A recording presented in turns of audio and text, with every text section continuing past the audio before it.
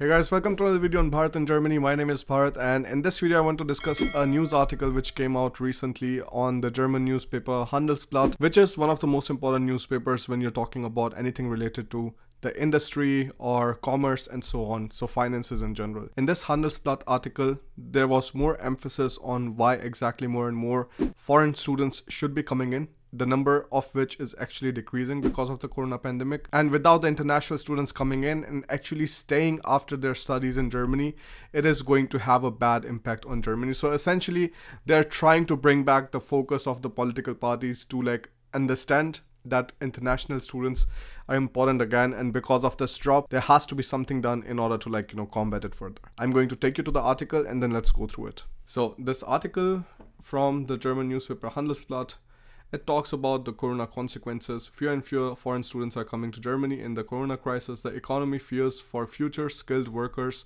especially in technical fields. So if you would want to read the original version that is in German, you can do that too. But many people in the audience don't know German, so I'm going to directly keep it in English. The article came out on April 13th, so it hasn't been a month since this article was released. So here, for example, due to the corona pandemic, the lecture halls remain largely empty and students coming from abroad are coming to Germany less and less. The calculation is comparatively simple. The fewer students from abroad come to Germany, the fewer skilled workers are ultimately available to the economy in this country. Now, the Institute of German Economy, so I think it's the Institut der Deutschen Wirtschaft or something. Let me just check. Das Institut der Deutschen Wirtschaft, yeah, exactly. So is accordingly concerned, especially with a view to the corona crisis, the shortage of skilled workers threatens to become even greater due to the pandemic. Once Institut der Deutschen Wirtschaft education expert Axel Plünicke. The reason is the latest university figures from the Federal Statistical Office, and this is the Bundesstatistikamt as far as I remember. Bundesamt, this statistician, Bundesamt, exactly. So you can then research more about these things there. So the numbers turned out that only 99,000 foreigners are studying in Germany in the year 2020, whereas previously it was 125,000. Now this is a significant drop, and then they further talk about because it is from these subjects that experts from the most important branches of industry develop. So what you have to keep in mind is for Germany to stay a leader in many of these fields, they actually require people whom they can train and then build further. Because most of the German education, it is not about teaching you things or making you learn things, but it is about developing your mindset so that it fits the German way of doing things, which is coming up with your own ideas, having the ability to work independently, and then actually trying to integrate whatever kind of optimizations you can as soon as possible.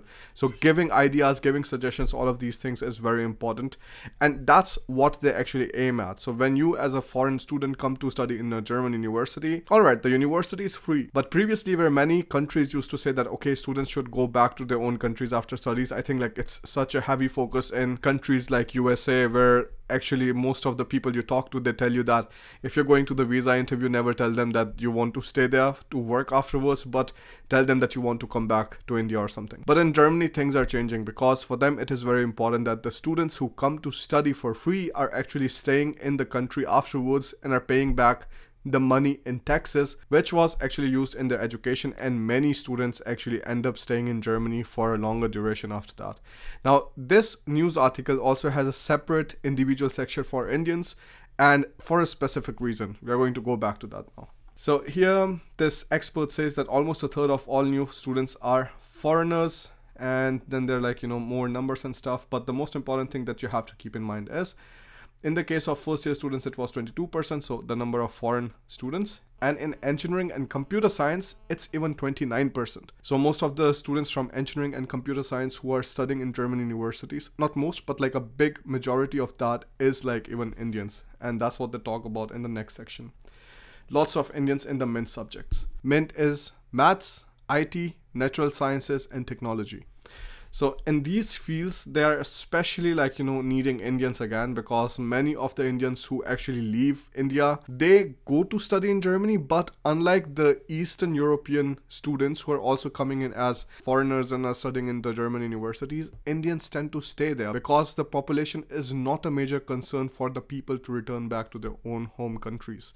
Because in India, population is growing like crazy. For many Eastern European countries, because the declining population is a social social issue and also something that concerns them, many people tend to go back there according to this article. So here you see the numbers are alarming, wants IW expert, Pliniker, because many of the immigrant students stay in Germany after graduation. According to previous studies and current estimates, it's almost 50%. Before the pandemic, for example, the influx of Indians in the MINT professions, math, IT, natural sciences and technology, which are so crucial for the German economy and at the same time particularly affected by scarcity, developed strongly. At the end of 2012, 3,800 Indians were working in academic MINT jobs in this country.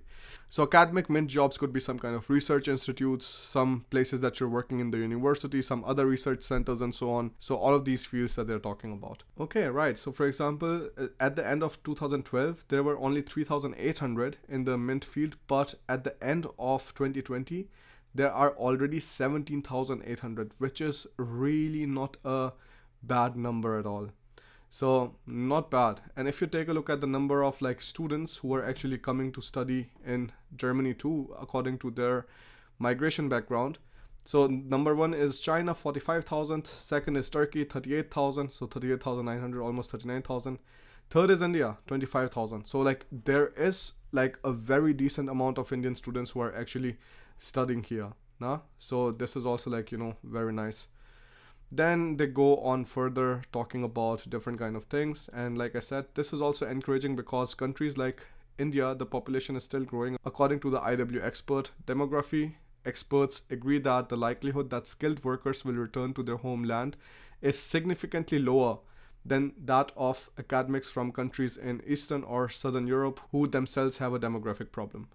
So again, like, you know, if you take a look at this article, this is definitely going to be one concern that the industry has to deal with, and the politicians will also have to, like, you know, incentivize again. I know there have been a lot of rumors going around that the international students will have to start paying tuition fee or something in Germany. So far, there is no information like that. If at all, Germany is looking for Indian engineers, scientists, and people from the other MINT field to actually come to Germany and start working so that many of their major companies keep on being the industry leaders in their specific fields. Because what I have learned is that, like, at least from the kind of like things we Indians have to jump through in our engineering degrees, in our, like, you know, science degrees and so on, you get a very nice ability to adapt to different kind of things. And that's why I think also this is like going to be one of the major focus again.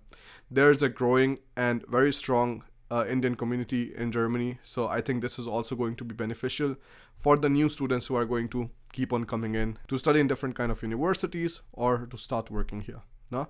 So all of the thoughts that you're having right now that like maybe it's too much and like, you know, maybe there's too much competition right now and things like that, what you have to understand is the scarcity is still high. There's still a lot of demand for Indians to come and be a part of different kind of MINT fields. And that's why I say starting your studies in Germany is not a bad idea right now. If you have to look for jobs, it's difficult, but it is still doable. You know, people are still hiring. Companies, when they have profits, they try to invest back the profits into good people. So for that, you have to like figure out like better ways. How do you manage that? All of that we can teach you with the help of the complete course for finding jobs in Germany, where we have an intensive coaching plan, where in groups of 5, we take you through step by step different kind of processes of applying for a job in the hidden job market in Germany. So you do not find those things on the job portals like generally listed as vacancies. And on the other hand, if you want to study in Germany, you can take a look at the complete course for finding jobs in Germany, and you can also get the best type of guidance there.